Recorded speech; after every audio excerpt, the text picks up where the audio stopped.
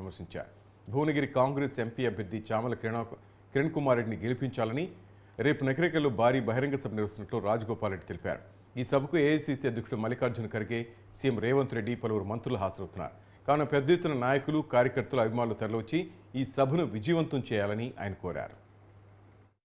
నగరికల్ నియోజకవర్గంతో పాటు తుంగతుర్తి, భువనగిరి, ఆలేరు, మునుగోడు నియోజకవర్గాల ప్రజలందరూ కూడా ఈ బహిరంగ సభని విజయవంతం చేయాలని చెప్పి స్వచ్ఛందంగా నాయకులు, కార్యకర్తలు, మన ముఖ్యమంత్రి రేవంత్ రెడ్డి గారు, కోమటిరెడ్డి వెంకటరెడ్డి గారు, మంత్రివర్యులు అందరూ కూడా వస్తుండ్రు. చాలా మంది పెద్ద పెద్ద నాయకులు, కాంగ్రెస్ పార్టీ నాయకులు వస్తారు. కాబట్టి రేపు జరగబోయే నగరికల్ పట్టణంలో జరగబోయే బహిరంగ సభని విజయవంతం చేయాలని చెప్పి ప్రతి ఒక్కరు కూడా హాజరు కావాల్సిందిగా భువనగిరి పార్లమెంటు నియోజకవర్గంలోని నాయకులకు, కార్యకర్తలందరూ కూడా నేను విన్నవిస్తున్నా. ప్రజలు కూడా స్వచ్ఛందంగా వచ్చి కాంగ్రెస్ పార్టీ కార్యక్రమాన్ని విజయవంతం చేయాలని కోరుకుంటున్నాను.